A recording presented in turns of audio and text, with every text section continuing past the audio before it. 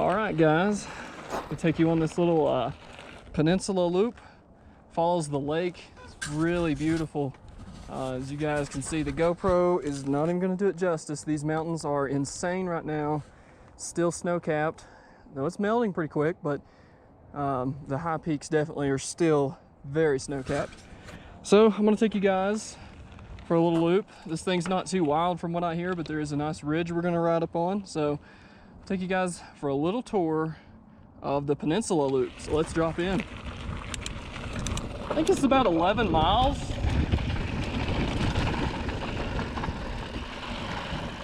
It's mostly just cruising. Guys, look at this view.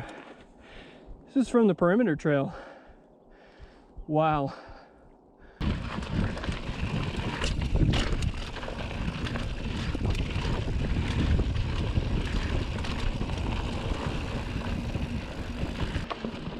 Man, what an awesome little loop.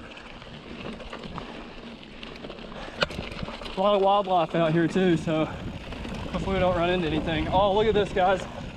Oh, wow. Whoa. How cool is that, guys? Wow. Look at this. Man. If you guys have never been to Breckenridge, come check this out. These jumps here and there is quite nice. Oh yeah. Back around the lake. Beautiful scenery. This is just kind of a trail you just want to kick back and just enjoy. Look at these mountains coming up, guys. I found the climb, guys. Okay, let's get this thing in granny. See if we can clean this thing. Buffalo, let's see if it helped me for this.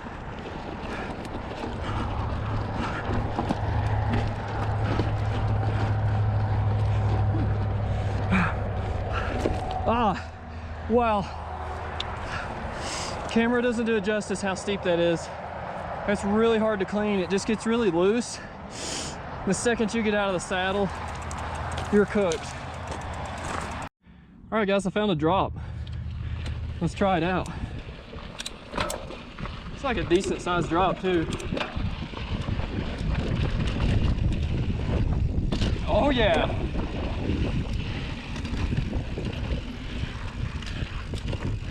I think I'm on part of the bike park now. We found the bike park.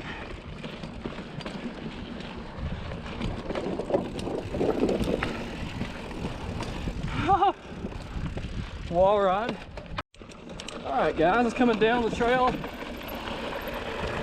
This thing's pretty flowy. A bit surprising. I'm definitely on something that's a little more groomed. The other trails we were on was more of just single track. Not really backcountry, but kind of unmaintained. This is, seems like it's a little more bike parkish with some of those jumps and stuff built in. Oh my God. I don't know if I'm brave enough to try that. We got a lot of trails left to ride, guys. Oh, wow. Okay. You come up across this rock. Okay. I thought it was a massive launch you into the middle of nowhere. So you definitely don't want to, it's a little wobbly, but you want to come straight up, straight over, and straight down.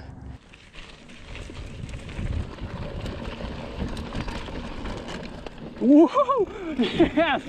I love when I do stuff that I'm scared to do. That was cool, man. That was cool. All right, guys. I'm kind of making my own little loop here. So, started looking at Mountain Bike Project. Decided the perimeter trail was just kind of pedally. Didn't really have too many technical features. So I thought I'd amp it up a little bit. Not saying this is any better, but it is a little bit more challenging. All right, guys, made it to the top. Pretty sure I'm right near the top. I think it goes just a little further, but I'm gonna turn around here. I gotta be out of this campground at 12. It's pretty high up right here. Not gonna lie, This is probably the highest elevation I've ever been at and pedaled uphill. I was at the downhill bike park at Telluride, but guys, downhill park and pedaling uphill at 9,000 feet are two totally different animals. I couldn't even imagine if there was trails over there. It would be very difficult. Let's head back to camp. I'm gonna try out that outdoor shower, see how it works. Hopefully there's some DH right here.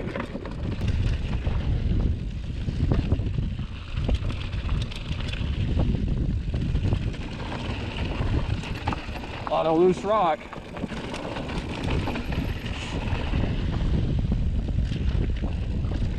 Looks like they've got a forest road that intersects with this thing, kind of follows it out. Okay guys, figured out where that trail goes, to the top. Look at this. Wow, look at all the boats. You can actually see the van from here. Oh my gosh. Okay, let's watch for snakes. It's not dotted today. Cool. All right, you guys probably be able to see, but the van is directly in front of me, about 1,000 feet below. All right, we're into it. It's like Buffalo Mountain all over again. Just like back home. Oh man, that was worth the pedal up. All right, here's that DH right on the edge. Really sandy.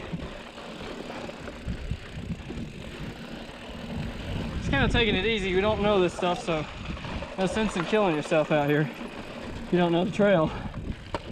I'm not a pro and I'm not trying to impress anybody. I'm just here to have fun. This thing wants to slide out pretty bad. This is very loose. If you guys ride this, just know that it's loose. Whoa. I'm not steaming down through here by no means, because we're on the edge. Man, it's beautiful.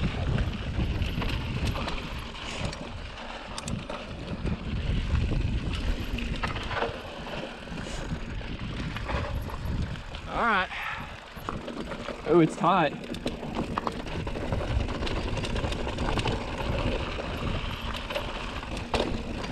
Oh, look at this switchback. Wow. Oh, this is tight. This is some billy goat stuff. Look at this. Dang. Right on the edge.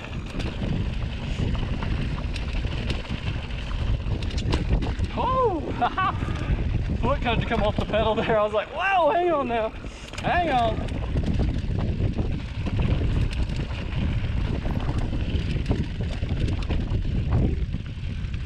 Wow.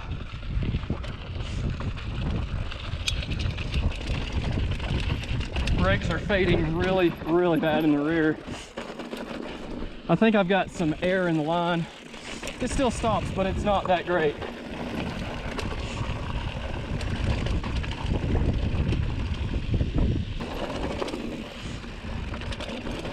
Oh, that was a fun little trail. Oh yeah. All right, guys. There's your perimeter loop with most all the trails. I think we missed a buzzsaw, but it's on 0.6 miles. Didn't miss a whole lot there, I don't think. A lot of it was climbing and it was kind of level, so. All right, guys, let's head back to camp. I hope you guys enjoyed that little ride around Peak 1. It's a really good trail. I gotta say, if you're gonna come out and ride this, just be ready. It's about a 2.5 hour loop. Got about 10 to 12 miles in, somewhere in there. I didn't check MTB project, but I know I rode almost everything out here. It was a lot of fun though. Really good ride. Just enjoying a little bit of lunch. Had some sandwiches. We got a few supplies. The fridge is obviously doing a great job. Everything in here works pretty well. I gotta say, the van life thing is really nice. And if you'll notice, I was just testing that to see how it's going to work out. Actually, I think I'm going to be able to shower pretty easily out here. So I tried a thing with a shower curtain, and obviously that doesn't work so well in the wind. As you can see, we got a decent amount of wind. So yeah, that much wind, shower curtain, not happening. And chip clips will not hold your shower curtain, by the way. Found that out. Yeah, so we're going to go to Aspen, get cleaned up. May ride again in Aspen. It just depends on what all's out there. But we're going to take you guys there. Of course, you're going to get to see some beautiful sights along the way. So with that, I guess we're still on day 2. Would you say this is day 2? It's like day 3? 4? Well, of the van life. Oh, yeah. So of van life, this is day 2. But of our trip, it's like day 4. So I'm going to say day 2 of van life. Yeah, let's get to Aspen, guys. Can't wait to show you guys.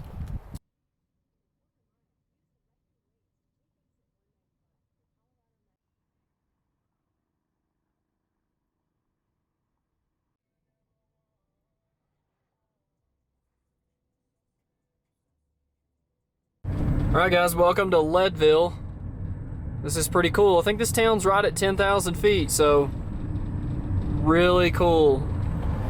All of these little mountain towns have this same sort of old school western vibe, and it's so awesome.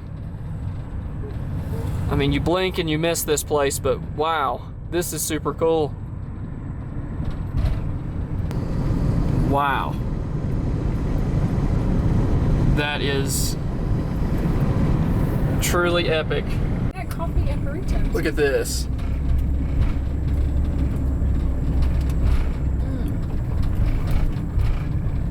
Wow. Lemon fries. So that was Twin Lakes, guys. Extremely small mountain town that is literally nestled right underneath. I guess this is Mount Elbert that we're looking at. 14,400 and some feet. If not, this is one of them that's got to be real close to that, because this is just insane. All right, guys. So we're making our way into Aspen. Run across a pretty awesome little road. It's no guardrails, and it's on like the edge of a cliff. And we're getting way up here in elevation because this thing is wild. Look at this waterfall. Like right across the road. Snow is melting. We came just at the right time, I think. I mean, this is just... wow. I don't know. I would actually be a little bit nervous just to get near the edge of this road. That's no joke, man. Yeah. They've got snow on their car. Did you just see that? It was like snow packed in like the fenders and stuff. All right, guys. I figured out where we were coming up on, and I had a feeling that it was Independence Pass, and I wasn't for sure. But it definitely is Independence Pass. And apparently, I thought Independence Pass was only accessible by like gravel Forest Service, because when we were in Ouray, we saw Independence Pass and we thought, oh yeah, we'll hit that. We didn't get a chance to. Now I'm wondering if Ouray's not that far from here, probably. So there's another way to get here, I'm sure. But yeah, check this out. All right, guys, this is the top of Independence Pass. 12,300 something feet.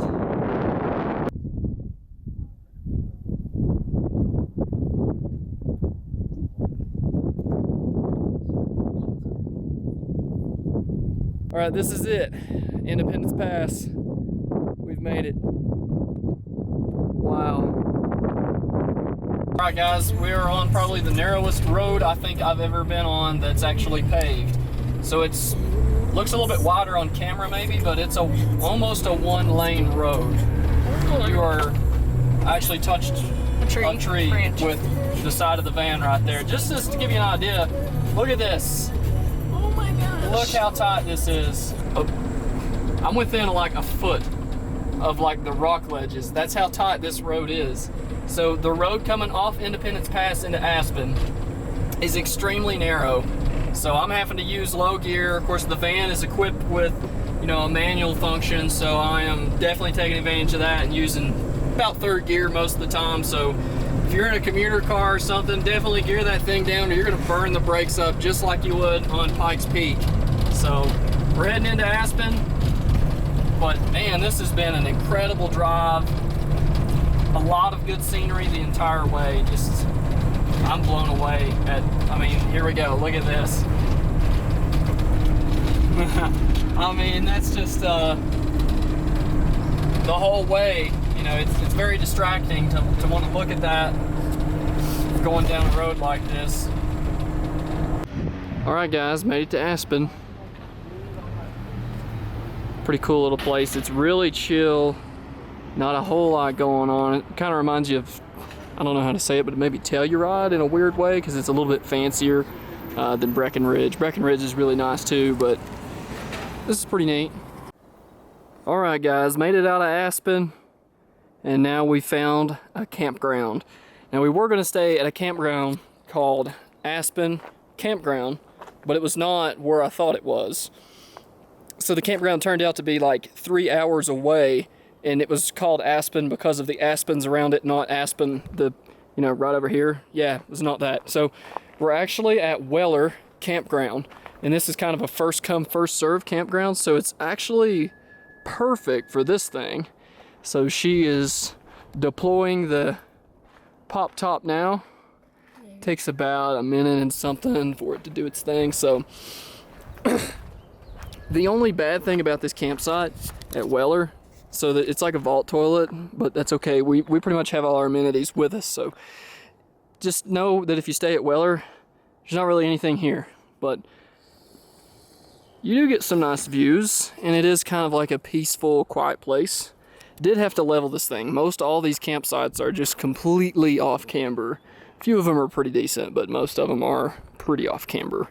So we did level the van using some rocks that we found, and it seems to be doing just fine. Other than that, no complaints. All right, guys, so we just made it to Glenwood Springs. I didn't film this morning. Basically, we just found a site over in Aspen, ended up staying at Weller, of course, so we left Weller this morning around like 6:30. Found fresh water, found propane, everything's topped back off. Last night I did use the outdoor shower, but sadly, I don't know if the van wasn't filled up all the way when we got it, but we did run out of water, so we had to cut it really short on the shower. So we're about to make our way into Fruita, and probably catch some trails from there. But there is actually some really good stuff over here in Glenwood Springs. I actually found a trail. I think it actually goes around this perimeter here. It's about 12 miles. It's 2,100 feet of climbing, but I may wait and just mountain bike in Fruita. Actually on the road to the Colorado National Monument, and turns out Mountain Bike Project found a lot of trails right here. So I'm gonna go hit the lunch ride. It's about 12 miles. A little bit of breeze blowing, so it shouldn't be horrible. Van is doing great. No issues with the van. So let's go ahead and get the bike out, get ready to shreddy. We did fill up with water and everything. As you can see, this is how I'm carrying my bike, because the bike rack is a little bit sketchy on here. So I'll just show you the bike rack. This is kind of, it's more of like a thing to use to build your bike. It's not, I'm not putting a stump jumper on that. All right, guys, we are on a lunch ride. This is out near Fruita and Grand Junction. I'll show you the trailhead right here. I'm just making my way to it. Here we go. Tabaguachi, okay, something like that. So this is a 12-mile loop that I'm about to take you guys on, and it looks pretty epic. I'm not sure exactly which way I'm gonna ride this thing, but we'll figure it out. All right, guys, here we go. Getting our first little bit of stuff here. Super sandy. It's basically like a desert, sort of. Of course, you know how Moab is. This is a lot like Moab, I would imagine. All right, guys, not very far into the trail, but look at this. Check that out. I don't know if it's gonna do it justice, but it's a beautiful view. Oh my gosh. We're not even that far up yet. I mean, as you can see, I've still got a ways to go here. All right, guys, look at this. Wow.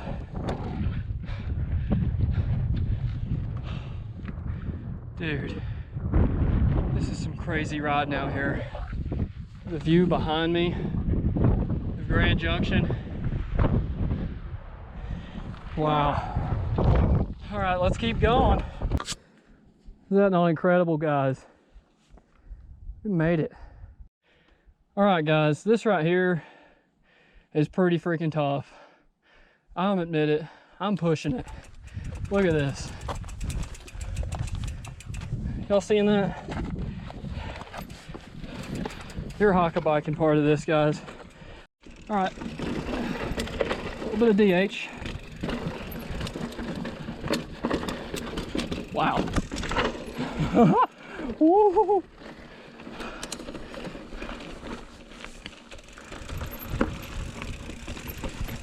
Let's try gun nectar.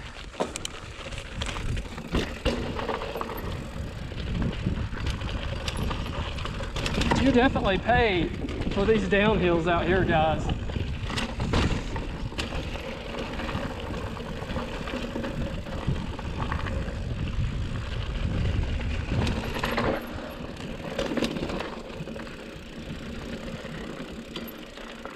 Oh boy. Wow.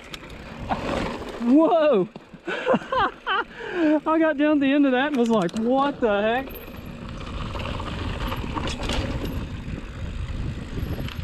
Super slick, man. I just went off of that bank. Wow, I just hit a bug.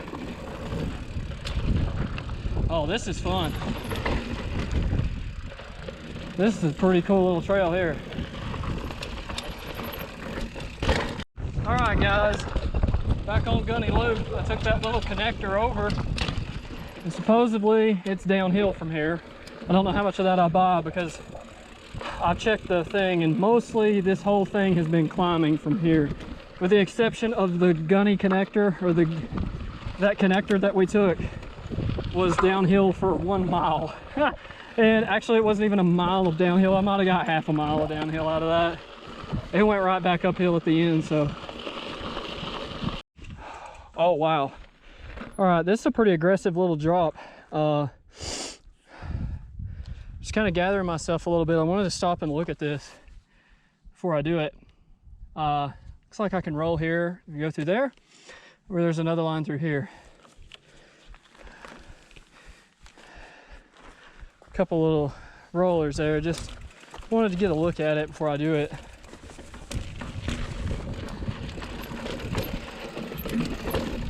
Yes! Cleaned it. Woo!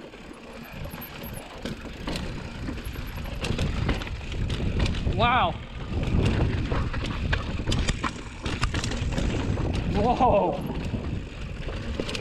That's pretty wild there. Look at this view, guys. Brakes. Wow.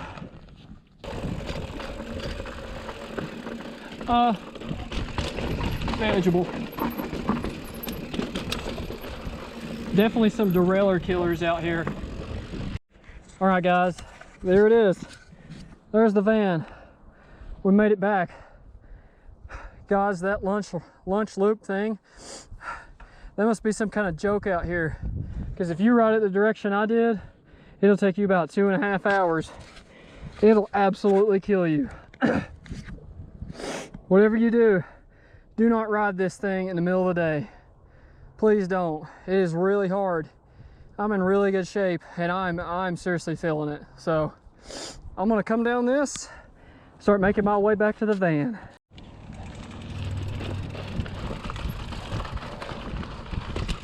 All right, guys, this is the sketchy downhill next to the cliff.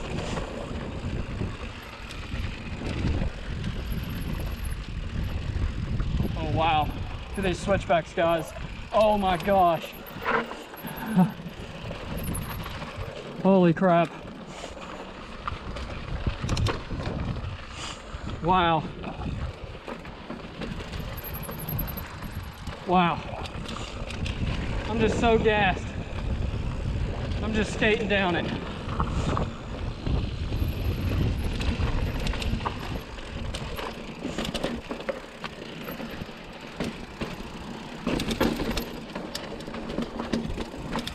Edge of a cliff, no big deal. Wow.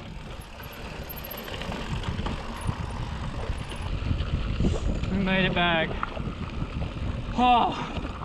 Well, guys, if you like what you see, be sure and smash that like button and drop a comment below if you have rode this trail, I'd love to know how you guys are riding this, because this is extremely hard to ride in a lunch hour. So with that one, guys, I'm gonna catch up with you guys back at camp, and we're gonna press on.